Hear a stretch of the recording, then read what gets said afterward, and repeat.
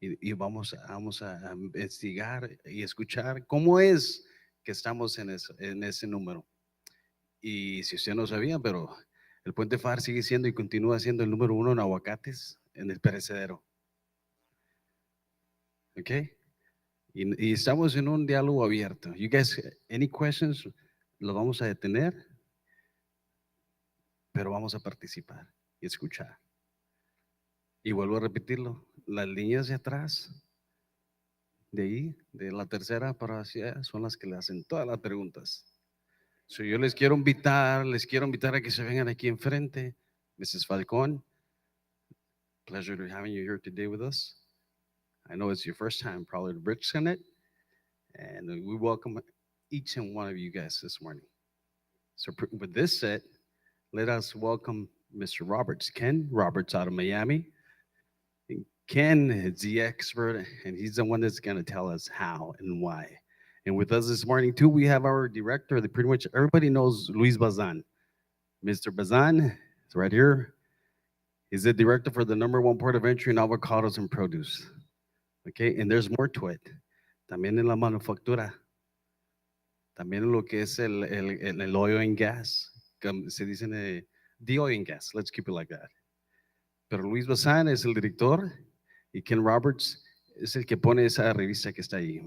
Por favor, tomen esa revista ahí, tómenla en su mano, ábranla y esté lista para seguir la presentación con Mr. Roberts.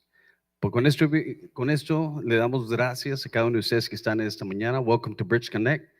And I know we have a lot more people connected via live stream. And this will be our second one in person. But we really want for you guys to start, feeling comfortable. You guys want to feel, wear your mask, you can. Si quiere usar su máscara, la puede usar. Siéntase confortables, a gusto.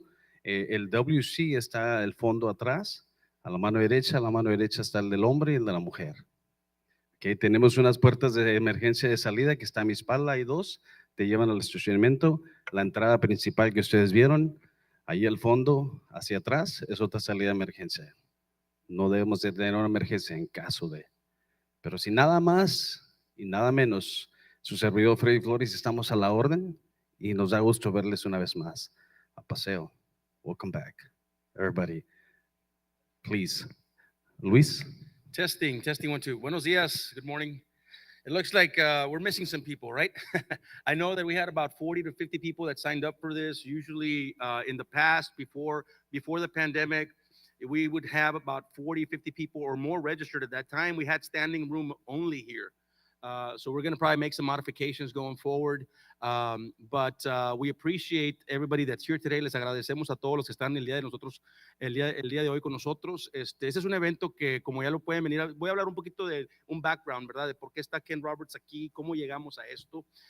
Para los que nos estén viendo a través del internet o las personas que están aquí presencialmente, Ms. Falcón, thank you very much for joining us as well. Nosotros ya tenemos aproximadamente desde el 2011, 2012 que empezamos con una serie de eventos, más que nada para ver dónde estaba el puente de Pharr ante otros puentes terrestres, y no nada más en comparación con puentes terrestres o border crossings, como les llamamos, o land ports of entry, sino también cómo nos comparamos en ranking con aeropuertos y también lo que llaman los seaports, que vienen siendo los ¿cómo se llaman? Marítimos, puertos marítimos. Así que el señor Ken Roberts, a partir del 2012 más o menos empezamos a trabajar con él. Él está basado en Miami y él va a hablar un poquito de ese tema. Él tiene una publicación, como lo pueden ver, es un estudio que hacemos una vez al año. Lo contratamos y cada vez nos estamos dando cuenta que estamos más cerca de nuestras metas, ¿no? El puente de Pharr sigue creciendo, como ya lo mencionó Freddy, nuestros rankings, nuestras estadísticas, todo viene de ahí.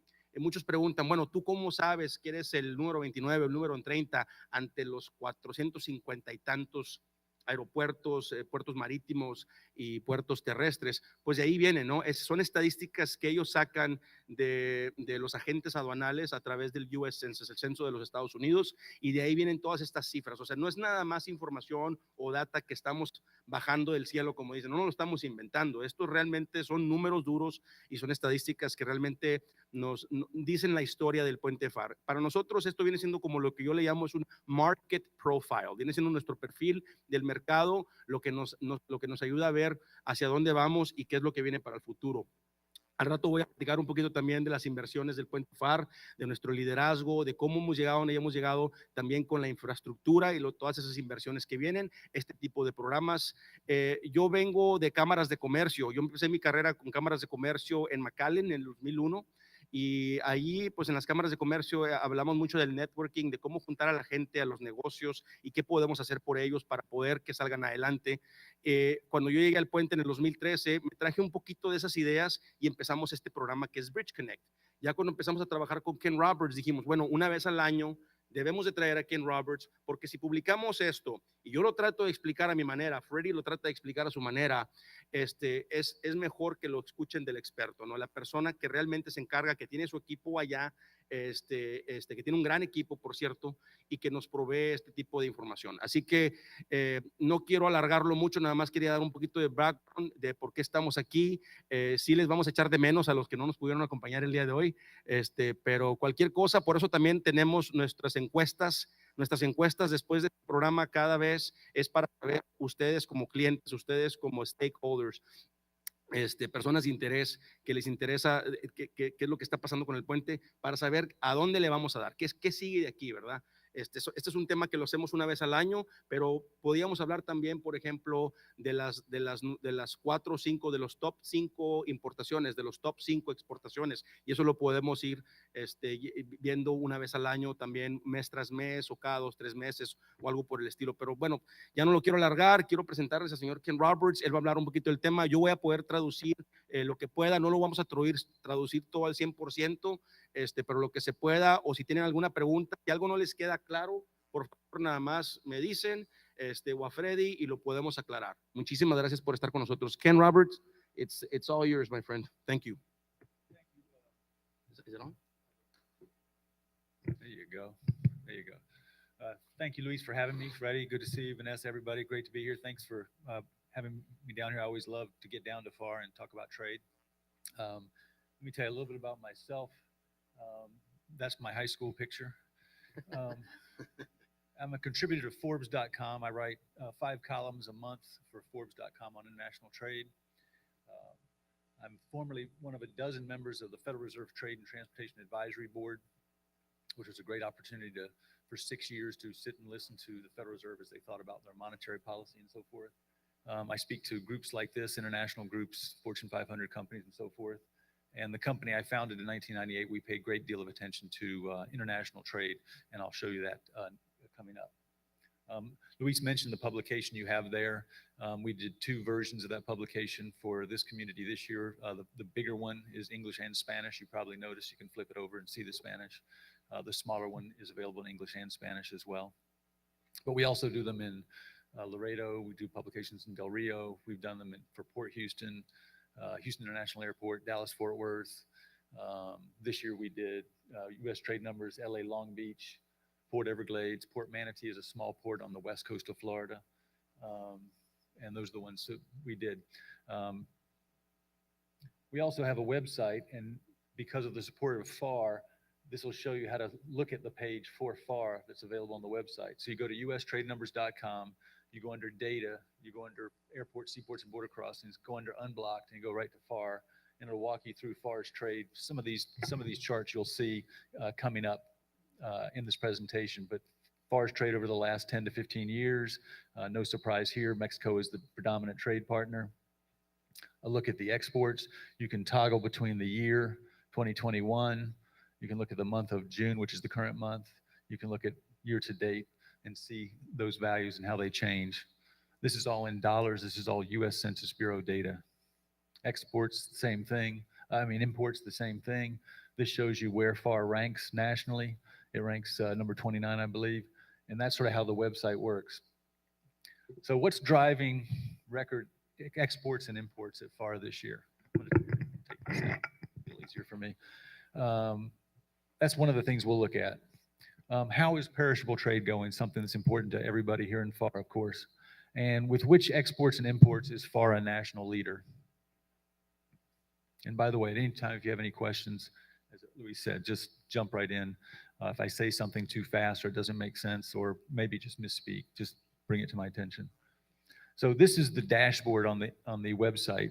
As you can see, it's sponsored by, this is the page that's sponsored by Pharr. So trade, can you see the numbers from there? Trade is up 26% compared to the same month last year. And at the moment, the current data is through June. Up 26% total trade. If you're going across the top there, exports are up almost 40%, imports 17%, and across the top ranks number 29 in the country. How important is ranking number 29 in the country? There's more than 1,000 airports, seaports, and border crossings in this country. So the work that's done here in Pharr, it plays an important role in the U.S. economy, not only the local economy, not only the state economy, but the national economy. As you can see, the numbers across the bottom are comparing to the previous month, which would be May. So up 26% from last June, as the previous slide showed. Year to date, that trade's up just about 10.5%. This shows the month of June for the last 10 years. And what you can see is at the bottom there, on the bottom left, 2.35 billion. For the first time ever, Pharr did more than $2 billion in imports in 1 month, in the month of June, I should say, in the month of June.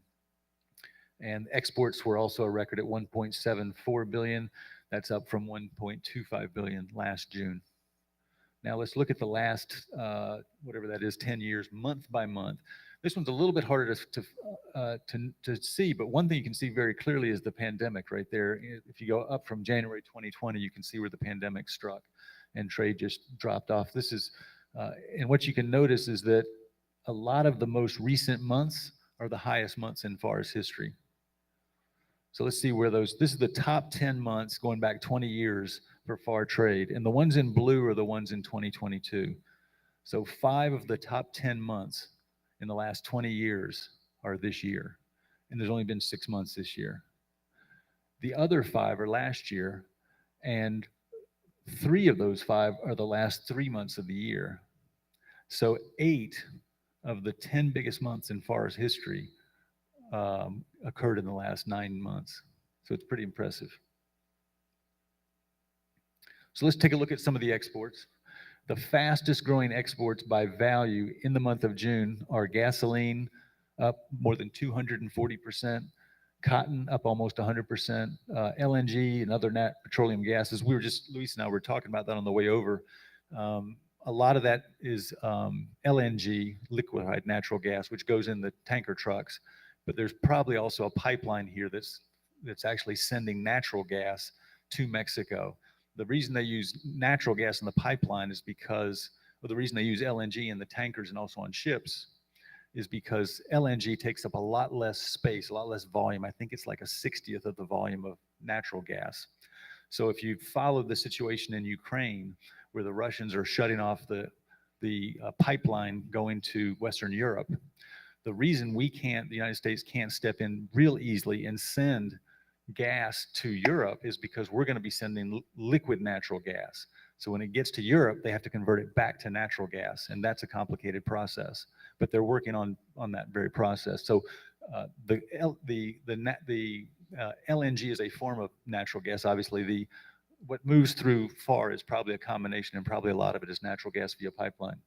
Seats, which is probably going to be in the automotive sector in this case, and then compressors and pumps. Those are all very, very fast.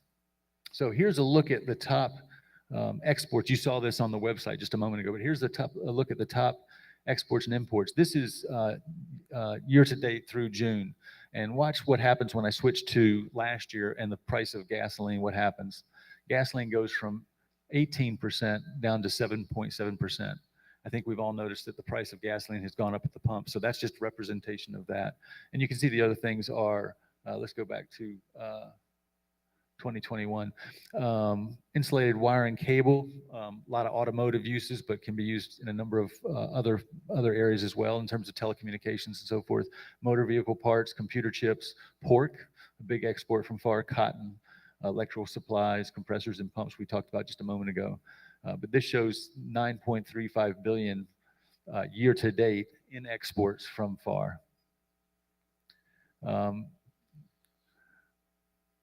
Let's look at the imports. And did you want to translate any of this, or we're good? ¿Cómo ven la información? Digo, ¿quieren que les traduzca algo ahorita por el momento o nos esperamos hasta más tarde para ver algo más en general? ¿O estamos bien? Do you want me to go back and look at some of the other slides and so you can do Spanish? No. No, pienso que estamos bien, ¿verdad? Le damos para adelante. And I'll We'll go stop. forward, yeah. We'll stop. We'll go Okay. forward, yeah. So fastest growing imports by value, insulated wire and cable up more than 100%. Cell phones and related equipment. This is probably the equipment that allows the cell phones networks to work. It's probably the equipment for the towers and so forth, more than the cell phones themselves. Electric ignition equipment, obviously for the automotive sector, I would assume. Cameras, including TV cameras, then miscellaneous electric machinery. You want to say any of those, or? No, okay. So here's a look at, Freddie mentioned the avocados. Here's avocados, 8.6% of the total in value this year, the leading import into Pharr, followed by TV, computer monitors, that insulated wire and cable. Then strawberries and blueberries is number 4. Electrical boards, panel switches, medical instruments. That can be a wide variety of things, and I don't know what it is here. I haven't looked lately, but it can be anything from syringes to heavy to significant MRI machinery. So it can be a lot of different things. Motor vehicle parts, electric motors, generators, and then saws, drills, and other hand tools, compressors and pumps. If we go back to 2021, for the whole year, TVs and computer monitors was the leading category. And by the way, that category, I believe, is largely not the TVs and monitors themselves as much as it is the set-top boxes and so forth that come through here. But if you notice, if you go back again to current year, avocados having a big year. So now we're going to look at the exports that do particularly well in Pharr when compared to other ports, airports, seaports, and border crossings around the nation. So this is where Pharr ranks very high. In 4 of these 5, Pharr ranks number 1 in the nation among all the nation's airports, seaports, and border crossings. The first one is electrical insulators, number 1, 1.9.7 million for the month of June. Men's or boys' shirts, interestingly enough, an export to Mexico, ranked number 1 in the nation. Wallpaper, yarn from hemp and vegetable fibers, and electric motor and generator parts ranks number 2 in the nation. So Pharr is the leading exporter of those things in the nation in the month of June. And just let me know if at any point you want to. So here's we'll take a look at one of those, compressors and pumps. This is looking at June for the last 10 years, including this year. And it's not quite at record level, but it's the highest level since 2015. And this shows you where those compressors and pumps are exported from: Laredo, Detroit, and then Pharr's number 3 this year at 5.1%. Where was it last year?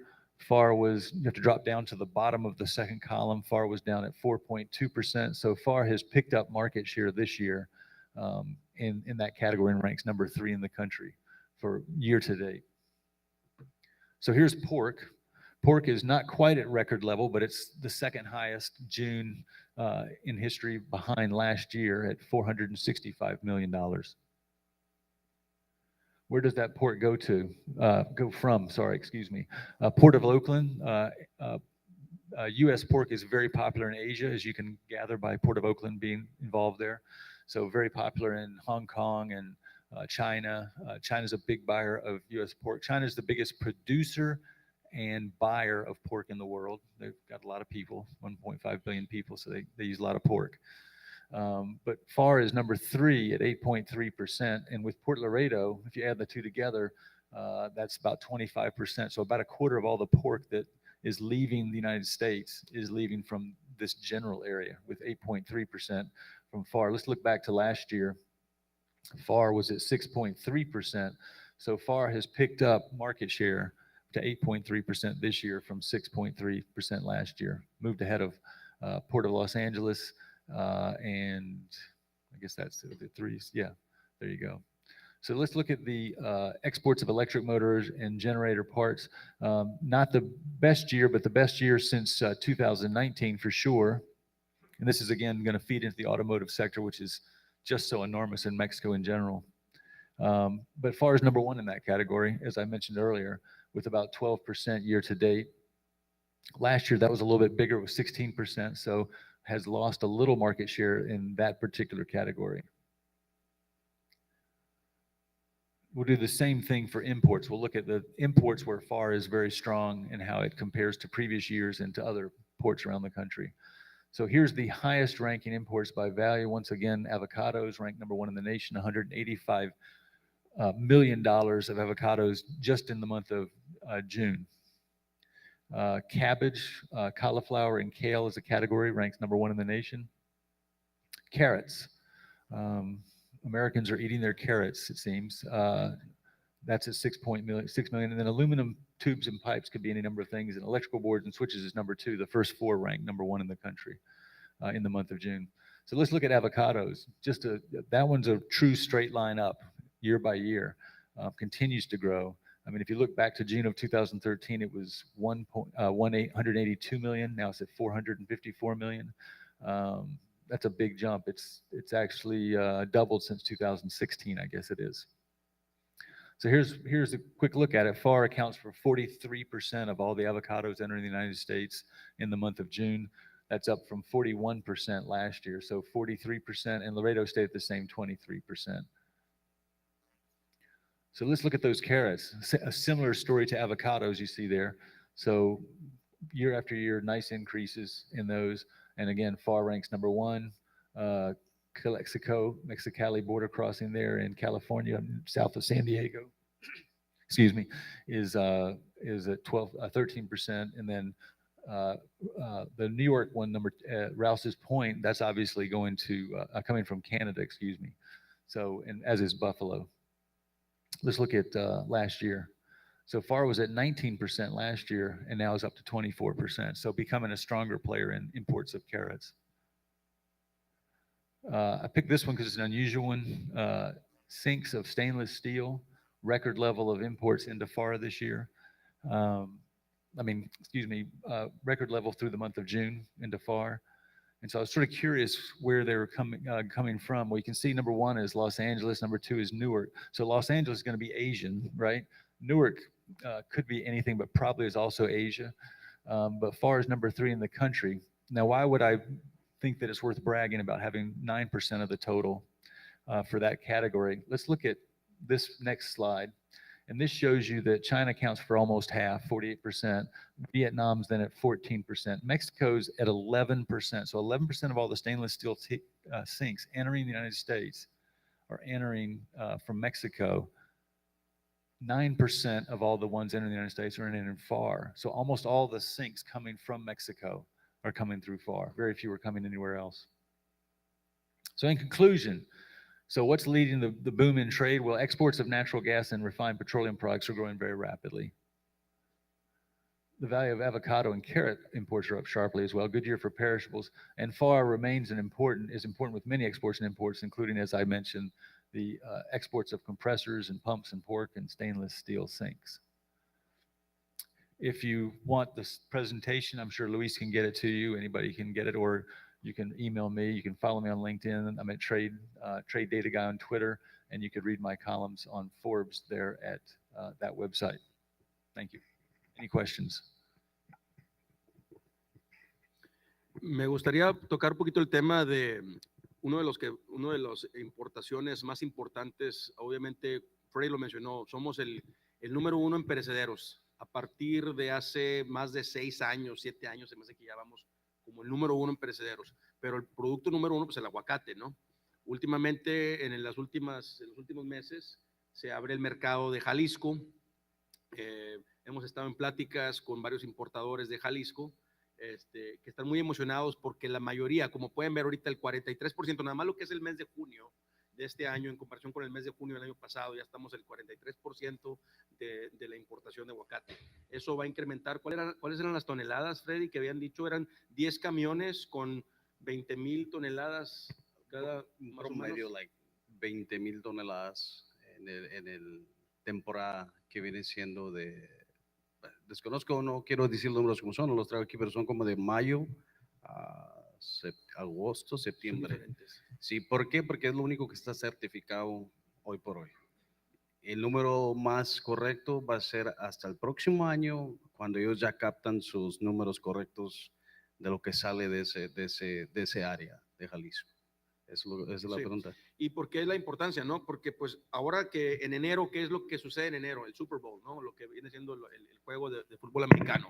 El guacamole se ha hecho algo tan importante, es algo tan importante en la cultura mexicana que ya también ya estamos en Estados Unidos y en todas partes de Estados Unidos. Hemos platicado con gente de California, gente de Washington, gente de todas partes, people from all over that are eating their guacamole. It's now a staple everywhere. So we're very proud of that having that number one avocado crossings in the nation. The next one would be berries. All the berry categories, como lo dijo Ken, todo lo que viene siendo la frambuesa, la cereza, todo ese tipo de berries que cruzan por Pharr. Y de hecho, una de las cosas que es importante notar es de que tenemos nosotros un programa que es el Unified Cargo Process, la inspección conjunta, donde en Pharr esto se estableció, empezó parece que en Laredo y empezó por el aeropuerto de Laredo, donde hay una inspección conjunta donde está México y Estados Unidos haciendo nada más una inspección en el lado de Estados Unidos para poder agilizar el movimiento del comercio, ¿no? Por primera vez en Pharr nos comentan por ahí que vamos a tener los primeros cruces de berries. La compañía, ¿cómo se llama la compañía? Esta se llama Driscoll's, que empezó a cruzar por Pharr hace aproximadamente también como 4 o 5 años. Les ha ido tan bien y vienen tan certificado el producto que va a ser una de las primeras empresas que cruza a través de este programa, porque hasta hoy las únicas empresas que pueden utilizar este programa de Unified Cargo Process son las certificadas, pero de producto no perecedero. Es producto maquilado, producto automotriz, producto de tecnología, computación, ese tipo de cosas. Pero por primera vez vamos a ver eso. Entonces, eso va a abrir la puerta, obviamente, a que más empresas certificadas de perecedero puedan utilizar también este tipo de servicio, ¿no? Y por eso hacemos lo que hacemos, ¿no? Al final de cuentas, ¿qué quiere decir todo esto? ¿Qué significa esto para Pharr? Y no nada más para Pharr, para la región, para el estado, para todo lo que viene siendo Estados Unidos y México. De que Pharr le está invirtiendo, Pharr le está apostando a la inversión de infraestructura, porque sabemos que todo esto sigue creciendo. Ni la pandemia nos detuvo. Antes de la pandemia estábamos cruzando un valor de 36 mil millones de dólares, $36 billion we were doing right before the pandemic in 2019. Se viene la pandemia en el 2020, teníamos más o menos un estimado de que después del primer mes, que fue el mes de marzo, para reportarlo en abril, íbamos a perder como un 50%, entre 40 y 50% del valor de ese producto. Pues realmente nomás bajó como un 12-13%. Se pasaron los próximos 2 meses y dijimos, bueno, pues si no nos fue tan mal el primer mes, 2 meses después de empezó la pandemia, entonces el mes de junio y el verano nos va a ir un poquito mejor, vamos a perder a lo mejor la mitad, un 15-20%. Bueno, nada más perdimos un 7%. ¿Qué pasa? Se termina el año calendario del 2020 y nos vamos de 36 mil millones de dólares de valor de producto a 33, from 36 billion to 33 billion. Entonces sí decayó, pero como hablábamos con Ken en aquel tiempo, eso fue a nivel nacional. Todo decayó como por un 7, 8, hasta un 10%. ¿Por qué? Porque el sector automotriz, y lo seguimos viendo ahorita todavía, como lo podemos ver en las agencias, no existen todavía la cantidad de vehículos que existían antes por los chips, semiconductor chips, que todavía no los podemos obtener al 100%. Los vehículos no están listos, están fabricados, pero les falta el chip, no funcionan, lamentablemente. Y es por eso que se decayó casi el 10%. Pero ¿qué pasa en el 2021? Nos fuimos de 36 a 33 y ya estamos en 42. Es que es la publicación que tienen ustedes. Como pueden observar ustedes ahorita, los primeros meses del año, enero a junio, ya estamos en un 26-27% de crecimiento. Si seguimos con ese crecimiento, para finales del 2022, vamos a estar más arriba de los 42 mil millones de dólares. I'm telling them that we'll be beyond the $42 billion in trade. At the rate that we're going, if we're 26% right now, year to date, January to June, we'll be up there by the end of this year. ¿Y eso qué quiere decir? De nuevo, que el comercio no se ha detenido. Hemos tenido muchos setbacks, como les llamamos, por no decir otras palabras, Lo que pasó hace recientemente en abril, mayo también, con la orden del Estado, del gobernador, de las inspecciones de DPS, que nos fuimos de una inspección del 1 al 2% diario de lo que cruzamos de norte a sur, de sur a norte, de 2.700, 2.800 camiones, nos fuimos de hacer una inspección estatal con DPS del 1 al 2% hasta el 100%. ¿Qué significa esto para toda la región? Más de 2 billones de pérdidas totales en valor de producto por ese operativo que nos detuvo el comercio. En México hicieron huelga también y hubo protesta. ¿Qué pasa? Tienes un puente donde normalmente tienes mucho movimiento diario, como les menciono, ahorita estamos cruzando aproximadamente, si hablamos nada más de cruces, son aproximadamente entre 5,000 a 6,000 de inbound and outbound, impos y expos. De repente no había nada, 2, 3 días completamente vacío el puente, ni los grillos sonaban. Entonces hemos tenido muchos retos, de nuevo, por no decir otras palabras. Hemos tenido muchos retos, pero al final de cuentas seguimos creciendo. Y es por eso que nosotros, a través de nuestro liderazgo, de nuestro alcalde, de nuestra comisión, de nuestro consejo del puente, seguimos apostándole a la infraestructura, seguimos invirtiendo. Tenemos aproximadamente ya 6 años, 7 años que entramos a un programa federal por parte de CBP que se llama Donations Acceptance Program, el DAP. Cada vez que nos oyen hablar del DAP, del DAP, es el Donations Acceptance Program. Este programa nos permite a nosotros como municipio entrar en un partnership con el gobierno federal para nosotros hacer la inversión de esta infraestructura y donársela al gobierno federal, porque el estudio que ellos tienen se tardaría más de 20 años en que ellos lograran esta infraestructura, estos proyectos. Entonces nosotros, a través de nuevo de nuestro liderazgo, hemos podido conseguir también fondos federales para poder lograr estas iniciativas, ¿no? Hoy por hoy tenemos un set de proyectos que vamos a concluir para el mes de septiembre, que son 2 entradas comerciales con sus respectivas casetas comerciales, salidas comerciales, entradas y salidas. Esto simple y sencillamente con estos 2 proyectos, que es un set de proyectos, nos va a abrir el 30% más de capacidad dentro del puerto. ¿Por qué? Porque ahí vamos a utilizar un carril fast para todo lo certificado y para lo vacío. Todo eso no se tiene que ver por el gobierno federal, todo eso no se tiene que inspeccionar, porque ya viene, ¿cómo se dice? Vetted, o sea, ya está dado de alta. Toda la cadena de suministro ya está vetted por el gobierno federal. Entonces eso quiere decir que no tienen que entrar al puerto, el 30% de capacidad se va a abrir adentro del puerto, simple y sencillamente con esta serie de proyectos. Próximamente, el próximo año, empezamos con otra serie de proyectos que le llamamos el DAP 16. ¿Por qué DAP 16? Porque desde ese año, desde el 2016, los estamos planeando. Todo esto se tarda porque no nada más somos nosotros. Aunque nosotros tengamos la lana, como dicen, y vamos a hacer la inversión, dependemos mucho de las dependencias de federales. Y aquí tenemos 2. Los dueños del puerto, que es GSA, el General Services Administration, y lo que viene siendo el CBP, que son los que operan ante otros, ¿verdad? Entonces, pues no nada más es lo que digamos nosotros, sino son las pólizas, son las políticas internas, ¿no? Entonces, así como nosotros vamos a 1,000 por hora para lograr el proyecto en un año, pues ellos disponen, ¿no? Ellos dicen, ¿sabes qué? Pues nos vamos a alargar un poquito más. Así que son casi 5 años nada más de planificación. Eso lo digo porque es importante mencionarlo, porque en las noticias se corre mucho la voz de muchos puentes, de otros puentes terrestres, que están también logrando proyectos de infraestructura bajo este mismo programa. Más nosotros ya tenemos el puerto, más nosotros ya tenemos las estadísticas, más nosotros ya tenemos toda esta información, tenemos el equipo, tenemos la facilidad de estos cruces, porque ya tenemos 28 años en este negocio. Hay puentes que todavía no tienen sus permisos presidenciales, que eso es otro. Entonces hay que saber que aunque se diga que hoy o mañana ya empiezan, no es así de fácil. Los proyectos se llevan 4 o 5 años nada más para planearlos. Entonces, bajita la mano, ponle, vamos a decir 5 años, ¿no? Para que otro puerto se pueda desarrollar. Entonces, este otro set de proyectos que yo les menciono es importante. ¿Por qué? Porque ahí sí vamos a hacer expansiones de las plataformas, de los andenes. Ahí sí vamos a hacer una expansión total de una plataforma para todo producto maquilado o perecedero que no requiere refrigeración. Vamos a hacer una expansión también de los cuartos fríos para todo aquel producto que venga, que requiera refrigeración, perdón. Y luego más aparte una sala, un laboratorio regional de agrícola, dedicado específicamente al producto agrícola.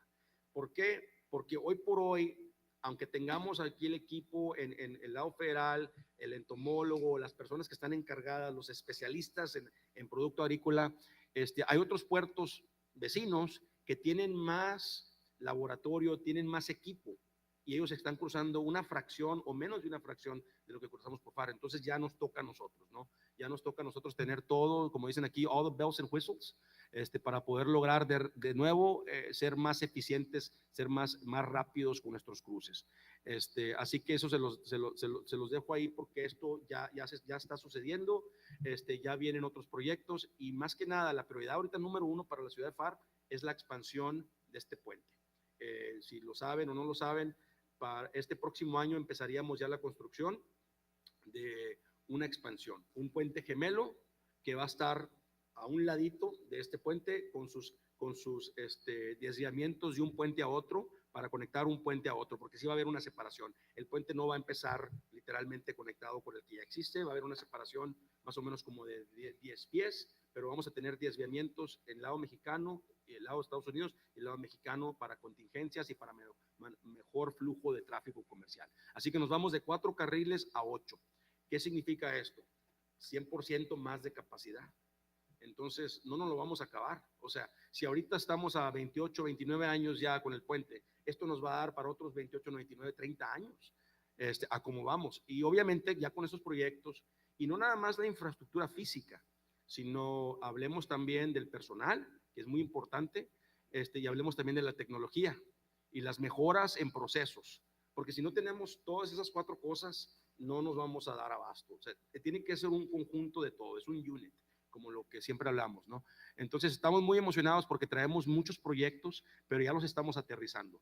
No se quedan en noticias, no se quedan en firmas o falta de firmas, se queda de que ya se están logrando estos proyectos, ¿no?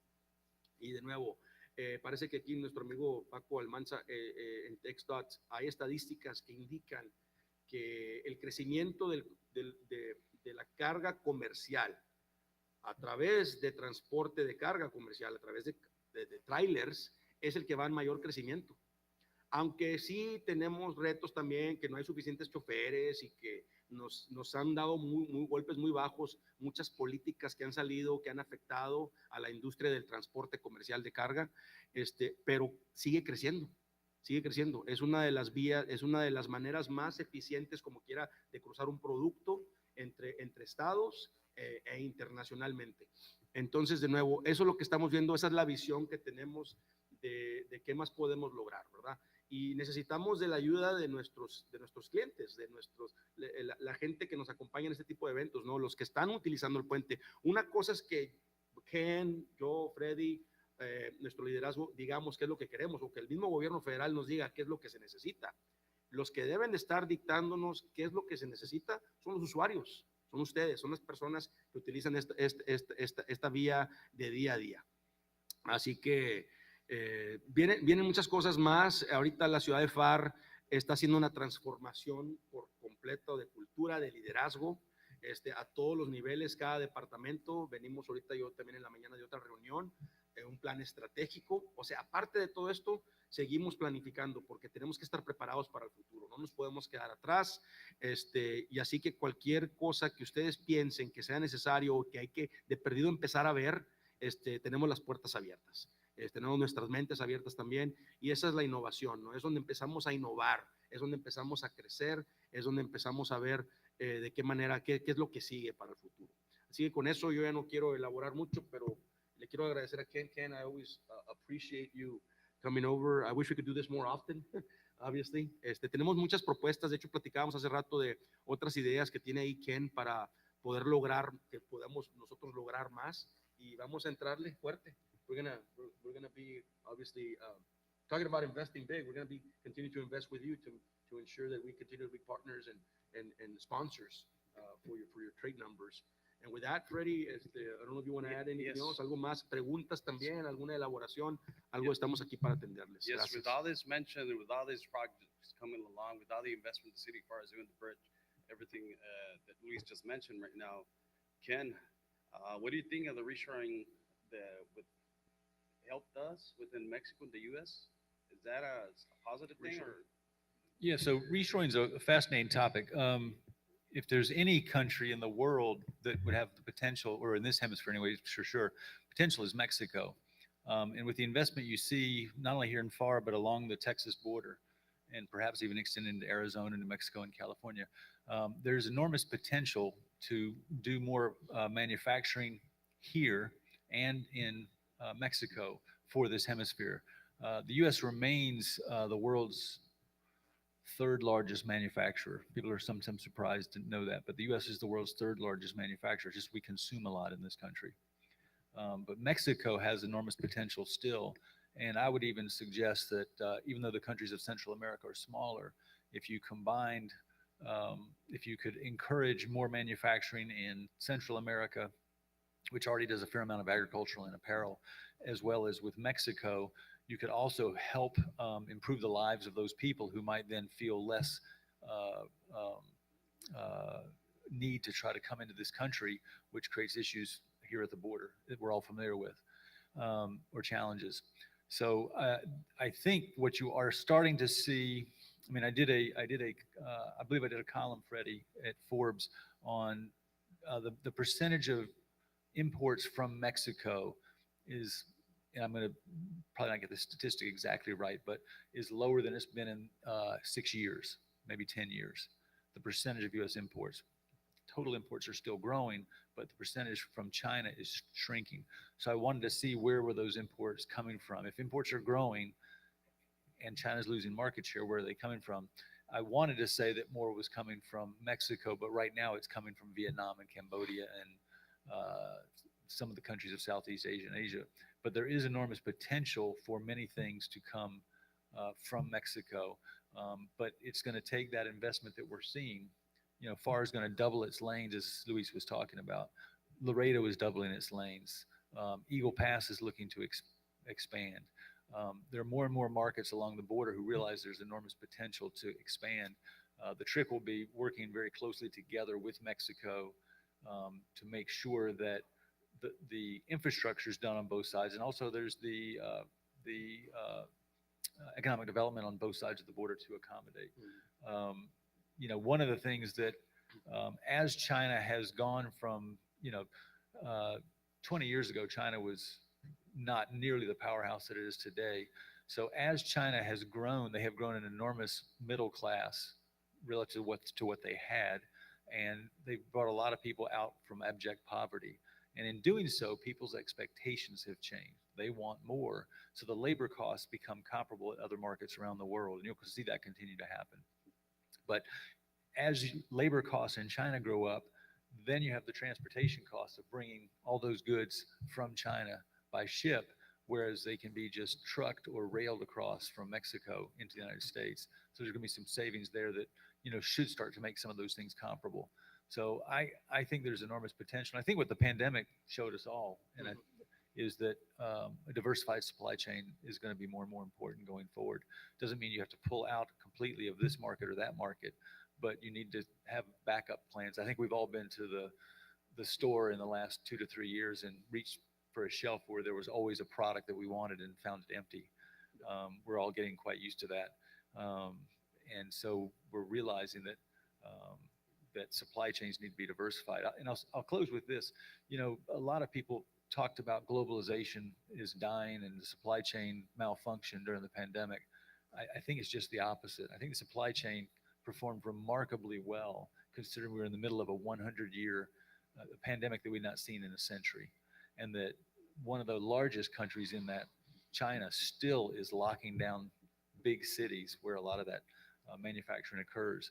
So I think the supply chain overall has been certainly tested, and we've certainly gotten used to not being able to get things we wanted. But I think the supply chain showed it was remarkably durable. And I think that what we have seen because of the pandemic, that globalization is here to stay and should be here to stay.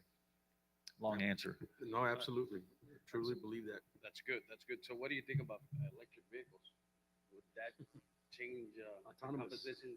Yeah, trade between Mexico and the U.S. Well, there are a lot of that will change somewhat the composition because in a couple of ways. First of all, we all know about Tesla moved its headquarters to Austin. Am I right? Moved its headquarters to Austin, and Tesla, I think, is the first car company to make it this far in 80 to 100 years in this country. I mean, there've been a lot of car companies that have come and gone and just can't make it. It's very hard to do what they've actually pulled off. But Ford and GM and all those companies are going big into that space. And it's going to change the nature of cars to some extent because cars are going to start resembling more this. They're going to start looking more like our cell phones. When we first entered the computer age, there were no cell phones, and cell phones were really phones. Remember when we all had the first phones, when literally what you did with these devices was you talked on them. Now, I would say most of us don't use these to talk as much as we do other things on them, right? We do many things on these devices. The same is going to be true for our cars. And as we move toward autonomous vehicles, and I think autonomous vehicles sound really wonderful, but it's a little bit like the flying cars and the Jetsons. They may be a long way off yet. Yeah. But if you can imagine what would happen if there were truly autonomous vehicles, drunk driving would go away. So we think that's great. But if you're an attorney who represents clients, suddenly you've lost business. So in every time there's a transition, there's winners and losers, right?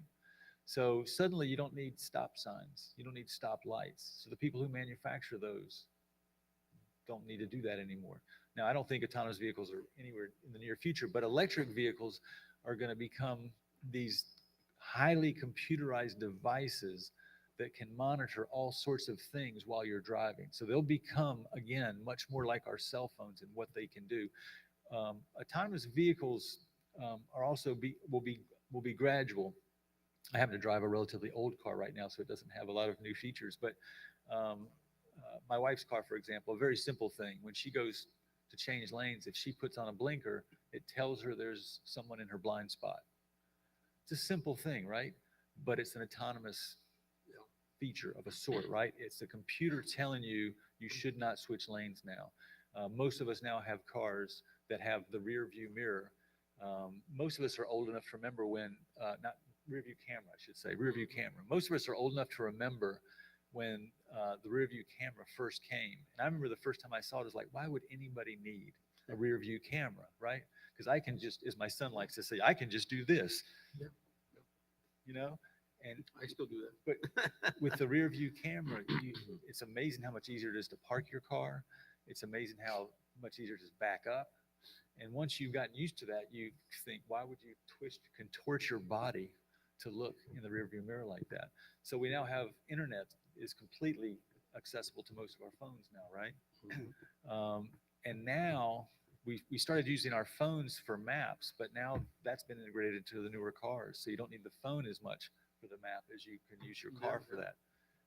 So cars are going to talk to us a lot more, make decisions for us a lot more, be highly computerized. So to get around to your question, that means the type of exports and imports that are moving back and forth across the border will change because they'll be much more computerized type exports and imports. You're seeing some of that one of the things, so what I do is I look at the US Census data, and in the census data, the word, those codes were set up so long ago, the word computers doesn't exist in that data. I had to figure out what computers are. We went through one by one, as many of you have done, and figure out where do things go and what are they really. So there's this one category that kept popping up, and I kept trying to figure out what it was, and it was navigational equipment for cars. But that term didn't exist when they set up the harmonized tariff codes, and when that product came along, they had to figure out where do we put this thing, right? So you're going to see so many types of highly computerized products, and again, that's where the Asians, Chinese, Taiwanese, Koreans are very good with those semiconductors that you mentioned earlier, right? But we can produce semiconductors in this country. We can produce them in Mexico. And even if we're not producing them here in Mexico completely, they can certainly be integrated into products that will go into our into our cars in the future, which will do all sorts of things. Monitor our tires. It's, now our tires, some of us are old enough to remember when you didn't know if your tire was going to be flat unless you looked at it. Mhm. But now many of us in our cars have a thing that will tell us what our tire pressure is in our cars. So again, cars are slowly but surely, our cars are becoming autonomous without us sort of realizing it. And bit by bit, we kind of find this very helpful. So I think there's a huge future in that. The car market, the EV market is still, and somebody can tell me if I'm wrong, but I think 3 to 6% of total sales. Still a very, very small percentage. But then there's hybrids and but GM and Ford are all in. Toyota's obviously in that play. Volvo's. I mean, a lot of these companies are making big commitments to it. Oh, yeah, by 2025, I think most of these major manufacturers will completely stop making, combustion engines. Most of these companies are already on their way to making, more models of cars. The most recent news is I think Dodge, the Hellcat, the Charger, the Challenger. Imagine. Imagine an electric Charger, electric Challenger. It's going to have a lot of features. That big rumble you would hear when you floor it. Now you just hear quiet. They're no longer going to have that nice purr, right? That beast of a purr. But here's the other challenge. So, and right now the industry seems to want government to take charge of this, but charging stations is a problem. But guess what? There's enormous opportunity for the private sector there. I mean, we all know the name John Rockefeller, right? John D. Rockefeller is the guy who got into the oil business, and I don't think the government ever had to create gas stations. There was a demand that people saw and said, wait a minute, let's create these gas stations because people need to buy our gas. And look at our gas stations today. They're not just gas stations anymore. A lot of them are, they have all sorts of things there. I don't know why the private sector can't say we can make money by creating these EV stations. And I'm not sure why it's not the same people. I'm not sure why they don't have, regular premium diesel electricity. I don't know what's what's holding them back from that. I don't know what it is. But so there's a whole industry that can arise. That's a great point. I don't know if they'll go together, electricity and gasoline together at the same pump. So. Maybe that's the problem. No, but the same type of investment, train of thought where you have all these companies making that investment. It's not just one brand of gasoline, Right. It's all these companies. So you would need to have that open mind. But yeah, you're right. And the more and more you read about this, I was at the TXTA. We were at the TXTA conference, the Texas Trucking Association conference in Horseshoe Bay last month. Was it last month? And there was an expert there talking about autonomous trucks. And yeah, we're nowhere near. But you're making a great point. I think we're getting there. But when it comes to the movement of freight, it's still a scary thought. Just thinking about a truck out there on the highway. And plus, one of the major factors for us here, especially in Texas, all over the map, all over the United States, is the infrastructure, the roadways. We don't have the infrastructure in place right now. The freight corridors are not ready. They've been working on, I-69 for many, many years. I don't think it's ever going to get done. A lot of these things we're not probably going to see in our lifetime, but I think we'll get there eventually. It's just that we're barely scratching the surface with autonomous. And that's what this guy was talking about, how there's such a shortage right now, like I said earlier, about with truck drivers, and they're trying to see, well, can we do autonomous trucking? Can that save us? Can that come in? It's not going to happen. The numbers are overwhelming when it comes to the shortage compared to the number of actual trucks that are getting built right now. And plus, these are still in test mode. And by the way, where I live in the Miami area, a suburb called Coral Gables. They're testing autonomous vehicles where I live. Google and Ford, I see them driving around periodically. It's a little creepy, to be honest with you, because you're thinking, there are people in the car, but they got no hands on the controls. Yeah. And it's amazing. So one thing I have to say is that the autonomous or the electric cameras now has made me a better parallel parker. So. No, I hate to say it, but computers make fewer mistakes than we do. So with that said, Luis just hit it right in the nose. All this autonomous driving, the trucks now coming. So I don't know, Luis, I think you need to start thinking about what is it we're going to do at the bridge, to make we talked about having Yeah. Well, I think we can start just by having a conversation, because at the end of the day, when you're talking about infrastructure, when we're talking about making an investment, we still don't know what that investment is going to be. I know that speaking to our chairman of the board last week, about the potential to bring in an expert and discuss that here at the next BridgeConnect or a future BridgeConnect on autonomous trucks, that would be a good starting point for us here locally to have that conversation, to get the input from the trade, to get that 40% of people that we're missing today and actually, get some feedback or some proper input and then start the conversation there. Because again, we cannot rely on just ourselves, as I mentioned earlier, just making up things out of thin air and just saying, well, we're going to invest in this ready lane, or we're going to invest in this specifically for autonomous trucks or for electric cars when we're not there at 100% yet. Yeah, and the process of, I mean, here's what I can guarantee you: 10 years from now, you will not recognize this place. Mm-hmm. It's hard to know what it will look like, but you won't recognize it. It'll be a different place.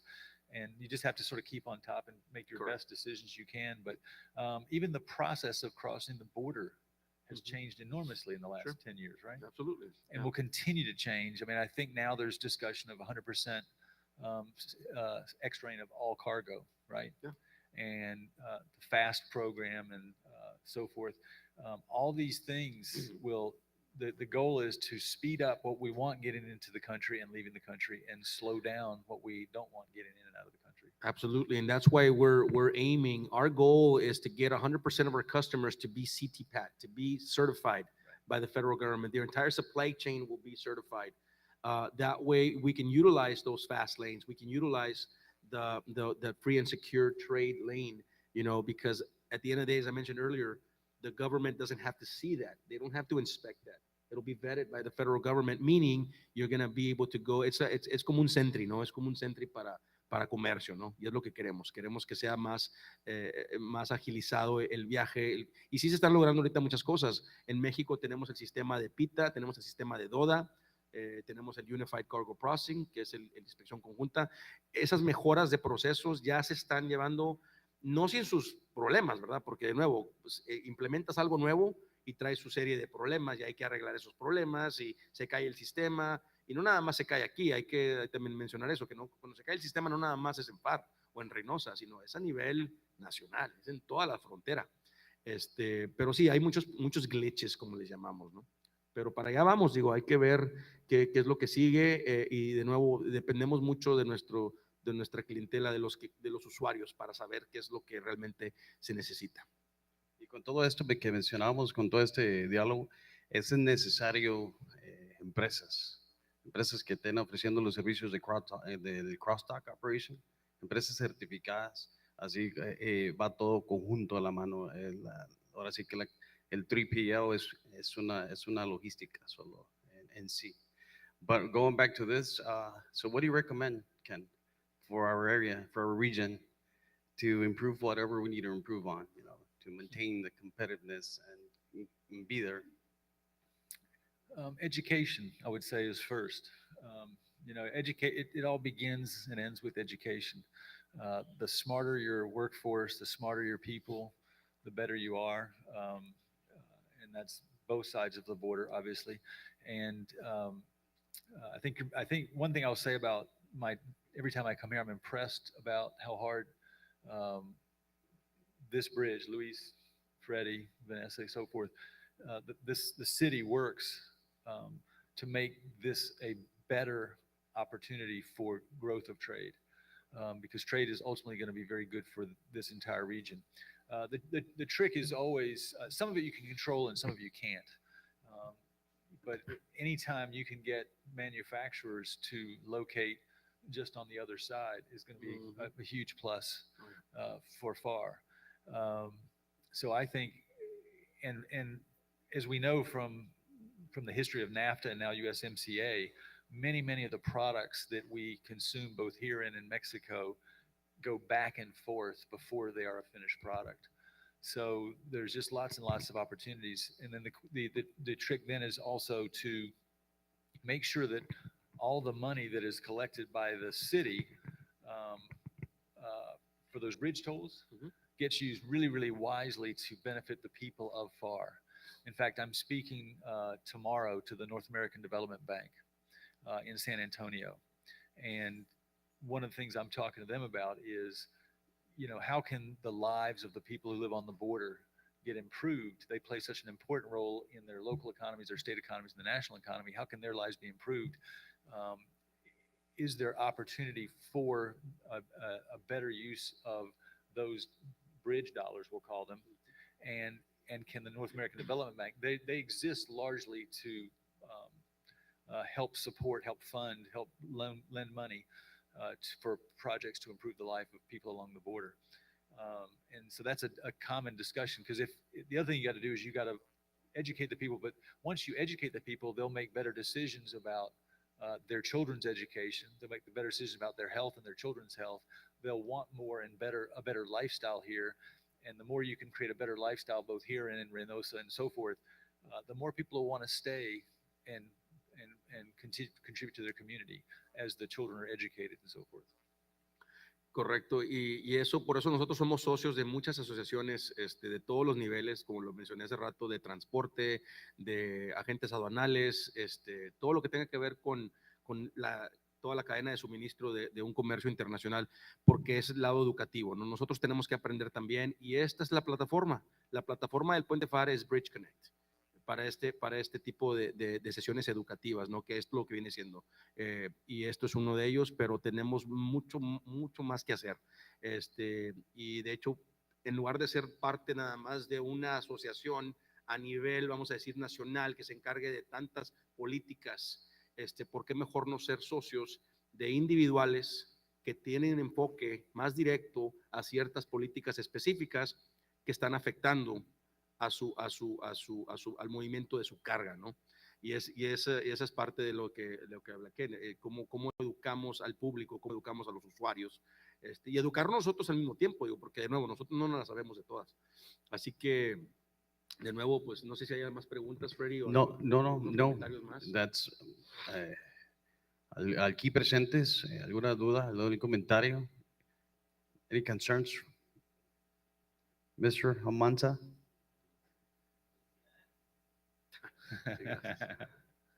Well, today we have with us McAllen International Airport. So, any questions, concerns?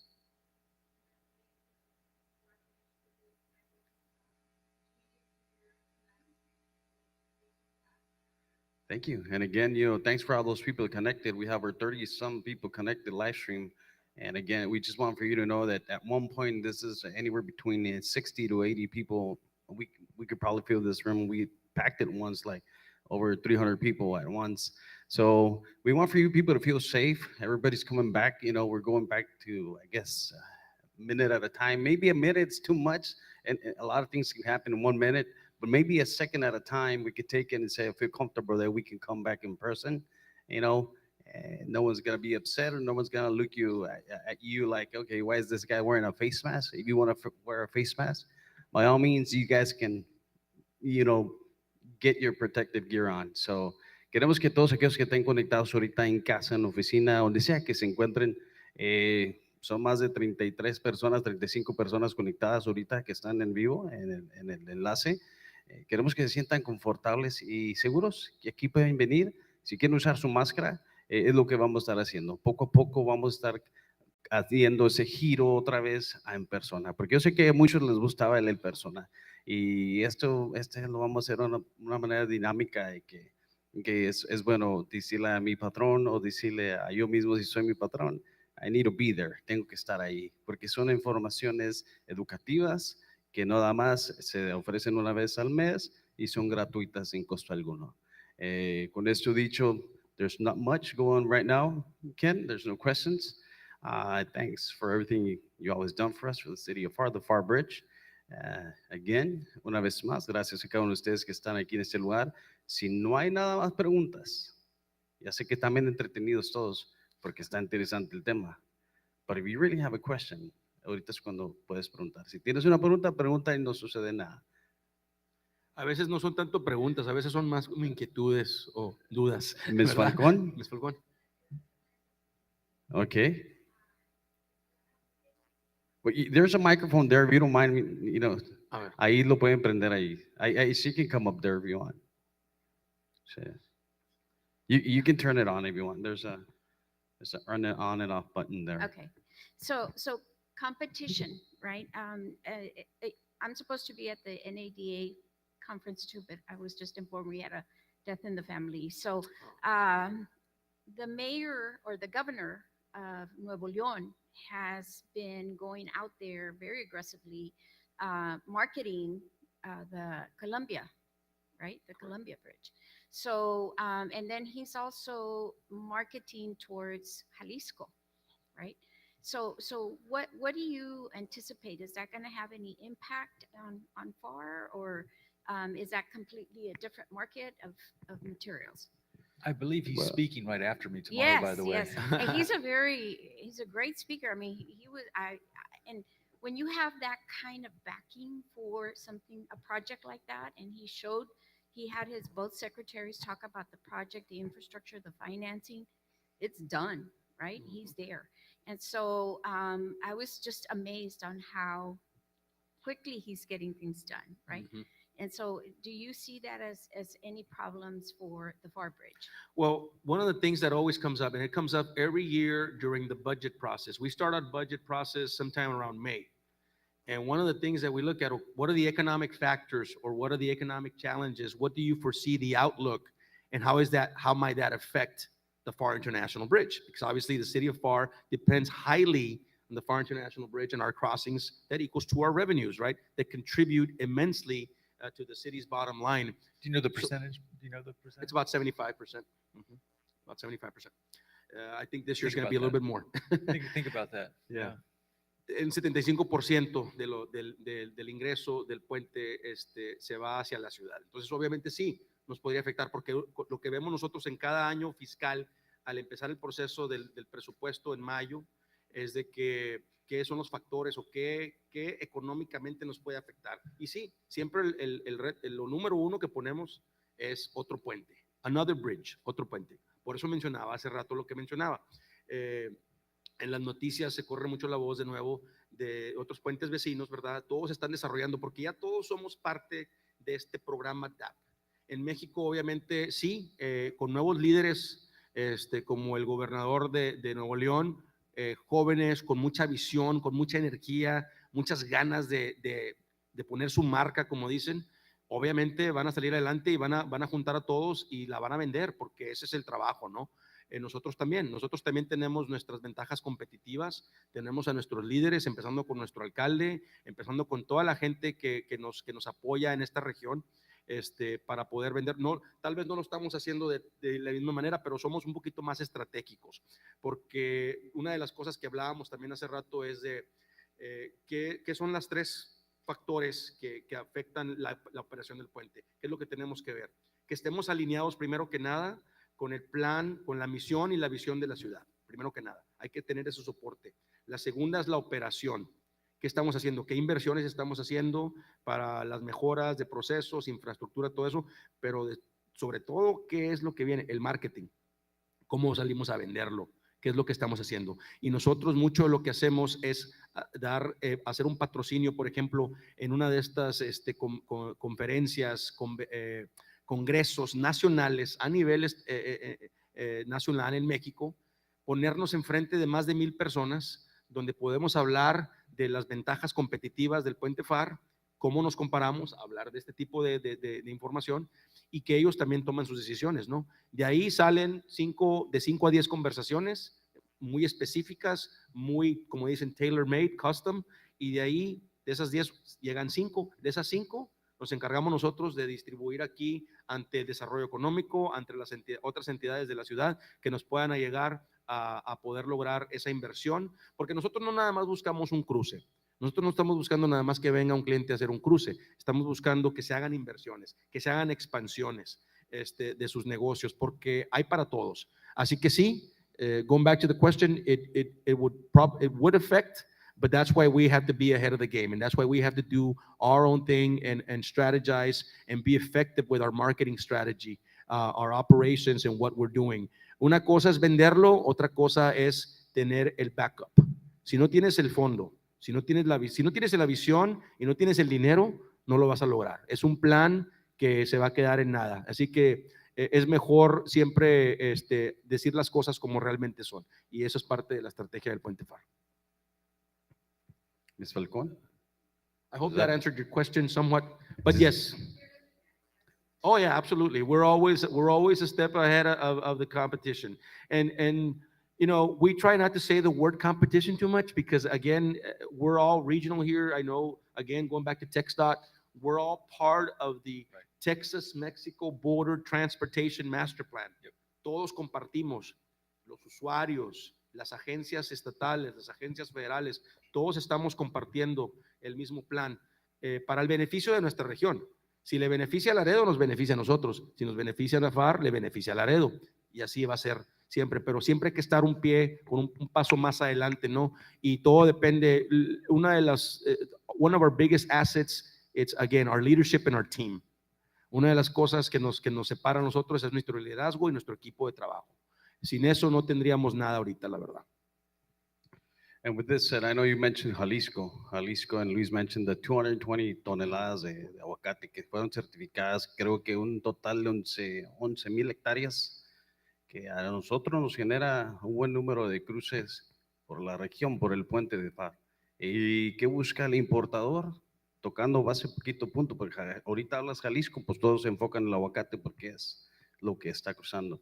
El importador, hace una semana tuvimos con unos inversionistas, importadores, que buscan el tiempo de cruce y que la infraestructura esté ahí y más que nada ellos quieren tener su producto con tiempo para poder entregar al end customer, al cliente final. ¿Y qué es eso? Que estamos hablando hoy por hoy, 220,000 toneladas que fueron certificadas, 11,000 hectáreas, 220,000 toneladas que fueron embarcadas, que dio un promedio como de 11 a 15 camiones, algo así, lo que hablaban los números, pero a nosotros nos genera buena cantidad en la región, en el área por Pharr, y eso que dice que viene más negocio, ocupamos más espacio refrigerado. Ahorita muchos me dicen, oye, pero pues ya hay mucha refrigeración, pero aún así la demanda está en puerta día a día. Y un punto más, Freddy, y que quiero aclarar también, bueno, para nomás, pues cabe mencionarlo, ¿no? Es de que vamos a hablar, por ejemplo, de la expansión del puente. ¿Cómo iniciamos eso? Eso no fue nada más de un día para otro de que vamos a hacer una expansión del puente. Se lleva años de irlo planeando, irlo pensando, pero ¿por dónde empezamos? Empezamos con México, porque vimos cómo habían logrado poner la primera piedra, hacer la construcción, lograr la construcción de la aduana Reynosa-Pharr. Y la hicieron en tiempo récord. Siempre regreso yo a eso y siempre hablo de ese tema porque lo hicieron del marzo del 2017 a octubre del 2018.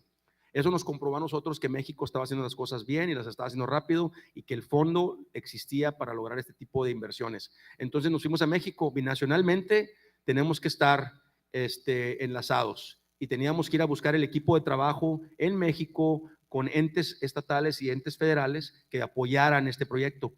Como dicen, ir a venderla, ir a decir, bueno, porque la primera pregunta que te hacen en Estados Unidos a la hora de que vas a la Casa Blanca a pedir tu permiso presidencial es, where's Mexico? ¿Dónde está México? Y eso siempre hay que tenerlo muy presente, de que si México no está de acuerdo con lo que tú quieres hacer en Estados Unidos, te vas a quedar con medio puente y no necesitamos un medio puente. Necesitamos un puente completo, así que volviendo también al tema, es que ya cuando me agarro ya me gusta elaborar un poquito más porque hay muchas cosas que sí estamos haciendo, pero todo eso se empezó a través de todo eso de enlace, buscar el patrocinador del evento, del proyecto, quién va a patrocinar el proyecto, quién va a poner el dinero, quién va a hacer todo esto, y poco a poco lo íbamos logrando que hasta ahorita, que hoy por hoy México está ahorita ya listo para empezar la construcción. Ellos ya empezaron ciertas construcciones que van a ser parte o la primera fase de la construcción de la expansión del puente. Así que van muy rápido, pero es de nuevo, es con quién estás platicando y dónde está México en todo eso. Ken? You have a follow-up? Okay, go ahead, sir, please. I said it earlier, pero felicidades, Luis. Felicidades. I think this is a great event. I've attended online. It's the first time in person. Thank you, Paco. Ken, thank you for being here. Just to follow up to what you were saying about Colombia, we've seen in Colombia, and first I want to make it clear, es pregunta a título personal. We've seen in Colombia that they've offered an exclusive lane for Tesla suppliers, so that only Tesla supplier can use. and that was an incentive that the government of Nuevo León, ¿me acerco más? That the government of Nuevo León gave to the suppliers. Do you foresee something like that happening here at the Pharr Bridge? Maybe once the expansion is done? Absolutely. So we're always looking at all possibilities. It's not a very specific example that I can give you, but it's a Mhm. great example because it all starts with a pilot program. It Yeah. all starts with a pilot program. When the immigration crisis hit back in 2018, 2019, what the federal government did is they set up a barrier in the middle of the bridge. It's going to get somewhere. They set up a barrier right in the middle of the bridge. We said, man, having this barrier, it's going to affect our trade. It's going to affect our flow of traffic. We're not going to be able to stack up trucks on top of the bridge. We're not going to be able to do operationally what we would normally do. Pero ¿qué hicimos? El gobierno federal nos puso una barrera en medio del puente, que muchos si pasan por el puente Pharr la conocen, ¿no? Está ahí, nos bloquean dos carriles. Pero ¿qué pudimos hacer? El problema estaba en los autos no comerciales, en los autos particulares, de que los que buscaban asilo estaban llegando en carros particulares. Entonces llegamos a un acuerdo para lograr un piloto con el gobierno federal que nos dijera, ¿sabes qué? Vamos a abrir un carril exclusivo, carril de autos particulares, y abrirlo exclusivamente para todos los vacíos que vienen de México a Estados Unidos, particularmente los vacíos que son las pipas, tanker trucks, que vienen vacíos de México. Y nos funcionó de maravilla. Nos abrió el 40%, 35-40% más de capacidad dentro del puerto, porque ahora utilizamos ese carril exclusivamente que era para carros, para autos, turismo, lo que le quieras llamar, y ahora ese se está utilizando todos los días de 8 de la mañana a 4 de la tarde. Empezó como un piloto, ahora es un carril exclusivo. No tiene el letrero, no se ve fancy como el de allá, ¿verdad? Pero ya saben, ya se educaron, ya sabemos que ese carril es exclusivo de 8 de la mañana a 4 de la tarde para todos esos vacíos. Y de nuevo, eso nos da más alta capacidad. Entonces sí, hay muchas posibilidades. Hablando de la tecnología que hablaba hace rato, con la expansión del puente van a venir el International, el ITS, que es el Intelligent Traffic System. Con el Intelligent Traffic System, que son señalamientos y letreros, vamos a poder designar ciertos carriles. Pero lo más importante para nosotros en un futuro, Paco, van a ser esos dos carriles que vamos a tener de FAST. Oficialmente desde México hasta Estados Unidos, donde si tú estás certificado y estás todo en orden con toda tu cadena de suministro, vas a poder utilizar ese carril como si fuera un Sentry desde México hasta Estados Unidos. Antes de llegar a la aduana, ya vas a venir por un carril exclusivo y eso te va a sacar del puerto en tiempo récord. Así que sí, vienen muchas posibilidades y eso es una de ellas. Ahora, una de las cosas que me gustó trabajar en el Border Master Plan, que Sí. coincidimos bastante, fue que me tocó visitar las diferentes regiones, ¿verdad? Fui al Paso, fui a Laredo, estuve aquí muchas veces, gracias también por las atenciones de tu momento. Y en El Paso tienen un comité, un Binational Bridges Committee. Sí. Y se reúnen todos los puentes que tienen El Paso, Protección Civil, el alcalde, o bueno, un enviado del alcalde del lado mexicano y del lado americano. Sí. Y creo que tienes toda la razón en lo que mencionas. Es bien importante la coordinación binacional para impulsar los proyectos. Y yo los he visto a ustedes que trabajan constantemente en eso.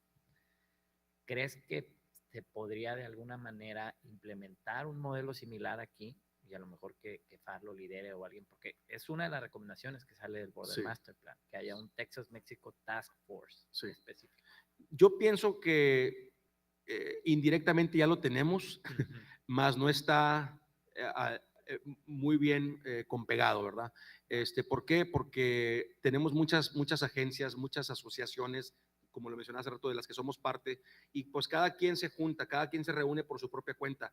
Es ahora, nosotros somos parte, como tú lo mencionaste, de la binacional, el Triple BXG que le llamamos, y ser parte de esa Triple BXG, que es un comité, un grupo binacional, es donde nos permite a nosotros escucharlo de los estatales y los federales, México, Estados Unidos, de que si vamos bien con nuestros proyectos. Pero sí, es muy importante. Yo pienso que vamos a empezar con un Motor Carrier Association, más o menos, tipo como lo que tiene Laredo. No quiero decir todos los secretos, pero ahora que nos hicimos socios de TXDA, por ahí viene la cosa.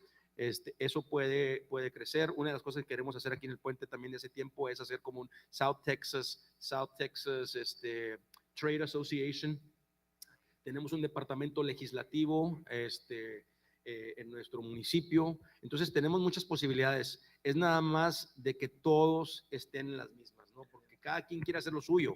Esa es la diferencia aquí, ¿no? En esta región, que todavía la gente, hablando de competitiveness, todos están en competencia con sí mismos, ¿no? Si eres agente aduanal, estás en competencia con el otro, ¿no? Si eres transportista, estás en competencia con el otro. Pero aquí estamos hablando de la región y cómo beneficiamos todos, cómo podemos lograr más. Y yo pienso que teniendo este outlet, esta plataforma de BridgeConnect, con el puente, con nuestro equipo, con nuestro liderazgo, podemos llegar a tener un grupo, un comité, como tú lo dices, un task force, como le quieras llamar, para poder lograr esas iniciativas. Pues Y creo- muchas gracias, ahora sí. Gracias. Gracias, Luis. Ya pensé, dije, le está diciendo todos los secretos. Pero no, con esto dicho, viene un summit en septiembre. Ese summit yo creo que viene siendo el parteaguas de todos estos temas, de los equipos que menciona Luis, de lo de TXCA, de la Asociación de Transportes en el área americano, y lo que podemos trabajar en equipo. Pero sin más, y sin más dicho, esto ha sido por hoy BridgeConnect con ustedes. Yo sé que Ken Roberts, thank you, Ken, once again. You know, we need to come to Miami and have BridgeConnect. They're going to be in Miami when? We'll be in Miami September 22nd, I believe, the 20, yeah. So we'll be there. So, Corn Trade Center? yeah, the FTZ one. I'll be there. Yeah, so we'll be there. But again, una vez más, gracias a cada uno de ustedes. Esto significa mucho para nosotros. Por favor, llévese todo. Hay toda una encuesta. Ponga su nombre en letra de molde, no lo ponga en letra pegada, porque después no andamos adivinando lo que dice. Llévese cada uno de esas magazines, por favor. The Port of Brownsville, thank you. Thank you for being present. We have pending meetings with you guys, que tenemos juntas muy pronto. Estaremos reuniéndonos con el puerto de Brownsville también. Y por favor, llévese todas esas revistas. Todos los que ustedes que están en la oficina, Chihuahua, no se ganaron el premio que les voy a dar a cada uno de ellos. Es un fuerte aplauso a cada uno de ustedes que vinieron. Y los demás, por favor, sigan viniendo, please. Continue to come, sir. Gentlemen, you guys come from Monterrey. Una vez más, bienvenidos. La ciudad de Pharr, el puente de Pharr está con vasos abiertos con todo lo que viene siendo nuevo y lo que podemos estar aquí a la orden. Y yo sé que por ahí ayer platicaba un poquito con Luis de ustedes. Y sí, estamos a la orden, ¿eh? Bienvenidos a la ciudad de Pharr. Ken, thank you, sir. Luis, thank you, sir, for your time. Thank you, Freddie. Thank you to this- everybody. Gracias, Once Ken. again, stay safe and see you next time. Y no se queden muy lejos en casa, ¿ok? Gracias a todos. Thank you, guys.